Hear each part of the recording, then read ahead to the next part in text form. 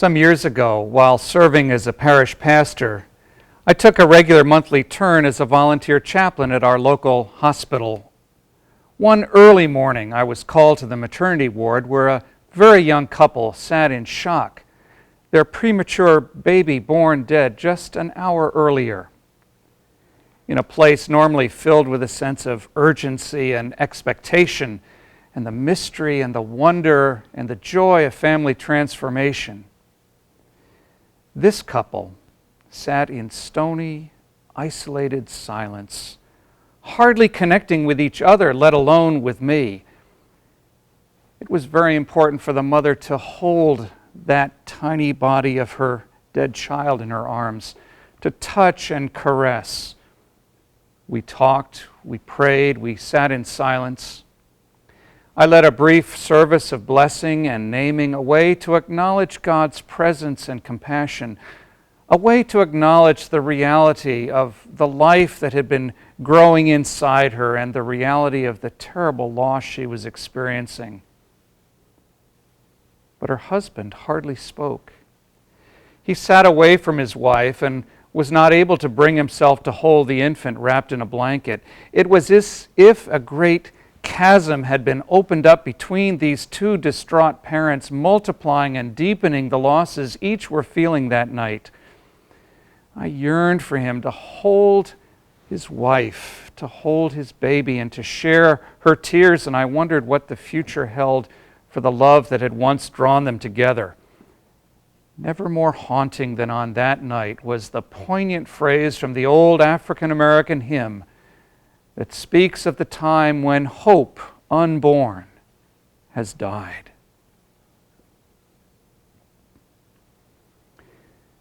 We often think of grief as the loss of something or someone important to us in the past.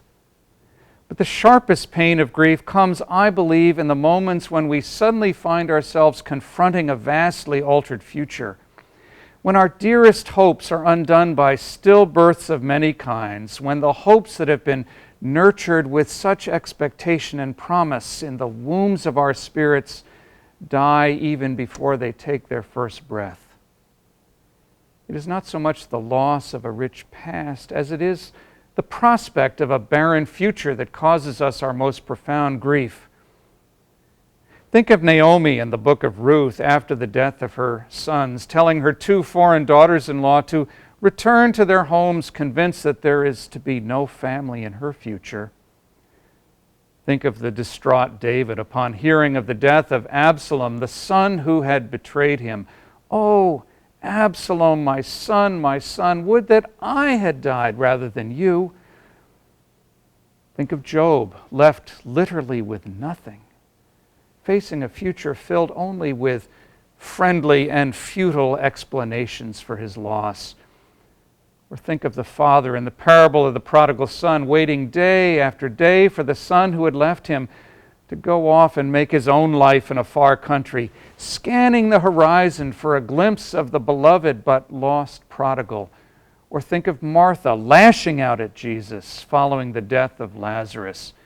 "If you had been here, he would not have died."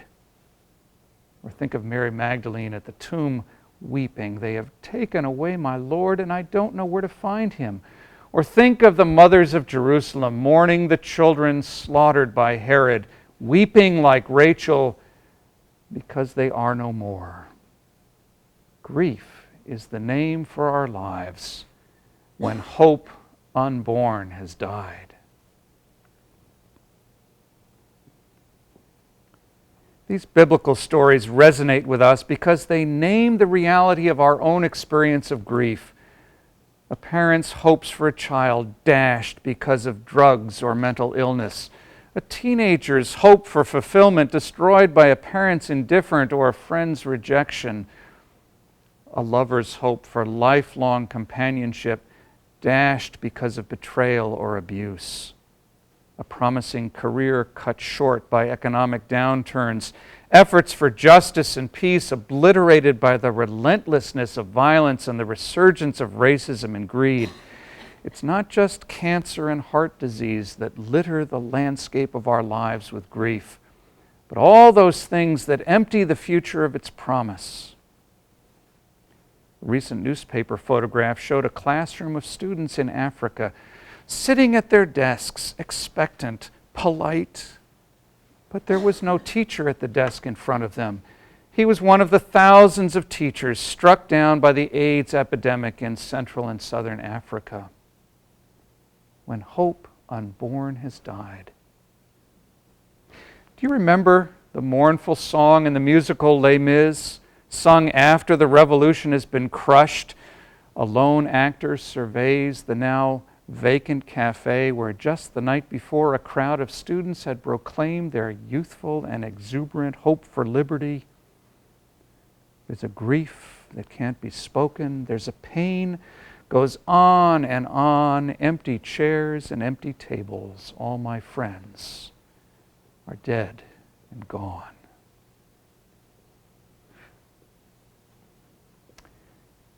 Faith does not alter or undo the events of the past that have prompted our grief.